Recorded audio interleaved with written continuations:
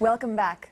From time to time on 360 Vision, you'll see in-depth interviews with some of the true vanguards of our time. They will guide you through some of the complexities of our coexistence and maybe shed some light on faith, spirituality, and how it all fits. Noam Chomsky was born in 1928 in Philadelphia, Pennsylvania, the son of a Hebrew scholar. He is currently a professor of linguistics at MIT, but Chomsky is best known for his radical political views. His beliefs have earned him both a large following of admirers as well as many detractors. 360 Vision's Barry Zwicker sat down with the controversial political thinker to discuss faith, politics, and the relationship between the two. Welcome, Mr. Chomsky. Thank you for joining us. Would you, or do you consider yourself a person of faith? I try not to have faith. I believe in a principle that was enunciated rather well by Bertrand Russell, which is that you should try to keep away from having irrational beliefs.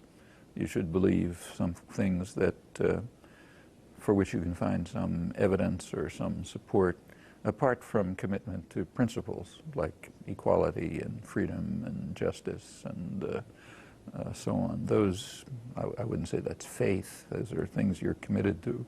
But as far as beliefs about the world, reality, my feeling is one should try to, as much as possible, have substantiated beliefs, or at least beliefs for which evidence could be appropriate. Well then, would you consider yourself, paradoxically, a person who has faith in the scientific method?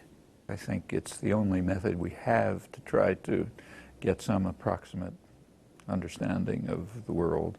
I don't have faith that it'll reach the truth or even that it's leading us in the true direction.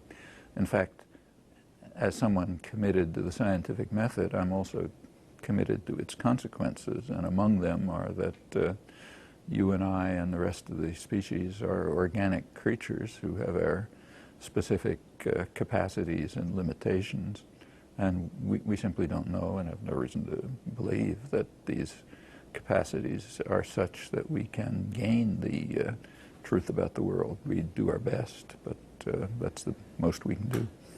But there are people who would say that you cannot have moral principles unless you adhere to a faith. If I attribute those principles to a divine creature who I define as ordering me to have those principles, the principles don't become any more better established. So that's a useless step. It's true that our moral principles are not firmly grounded in unshakable evidence and argument, but nothing is going to make them any more firmly grounded.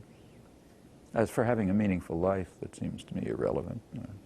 No people who have meaningful lives with faith and without faith. Now, could Americanism be fairly characterized as a religion? I would call Americanism or Italianism or Russianism or anything else totalitarian doctrines. No one should have any, in fact, these notions like that are only used in totalitarian states. So, for example, in the Soviet Union, the old Soviet Union, dissidents, Sakharov and people like that, were condemned as being anti-Soviet. Under the neo-Nazi generals in Brazil, people who condemned their horrifying policies were criticized as anti-Brazilian. On the other hand, if a book called The Un-Italians appeared in Italy, referring to people who criticize Italian foreign policy, let's say, people would just laugh and ridicule. Maybe under Mussolini it would have been different. And the reason is that these are totalitarian doctrines. They identify state policy with the country and its society and its culture. And that's not done by people who have any conception of freedom. Actually, there's a long history to this notion. It goes back to the Bible. In Kings 1, King Ahab condemns Elijah, who was seeking justice and freedom. He condemns him as being That's the Hebrew phrase, Ocher Yisrael, that means roughly someone who hates Israel or troubles Israel, something like that. He's anti-Israel because he's seeking justice and freedom. And that's the origin of the concept, and it has an inglorious history from King Ahab right through the Soviet Union and up to today, and we should avoid it, at least if we want to identify ourselves with the ideals of Elijah and not King Ahab. If your concept of America is that it should be a violent, destructive, racist state that seeks to achieve the ends of those in power by any murderous or other means that it has, and that is quite happy to have, say, 30 million people hungry and 40 million without health insurance and so on. If that's your concept of America, then yes, you should call Martin Luther King un-American.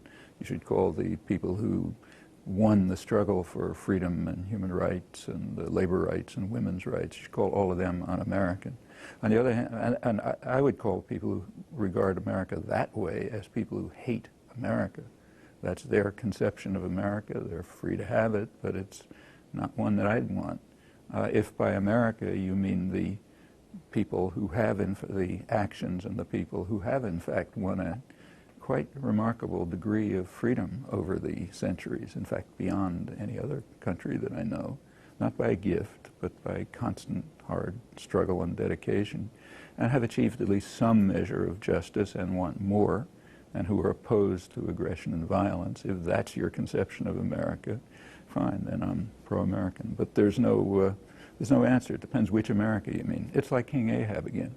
If your concept of Israel is King Ahab's concept, then Elijah is anti-Israeli. If your conception of Israel is Elijah's concept, then Ahab hates Israel. But there's no answer. You take your choices.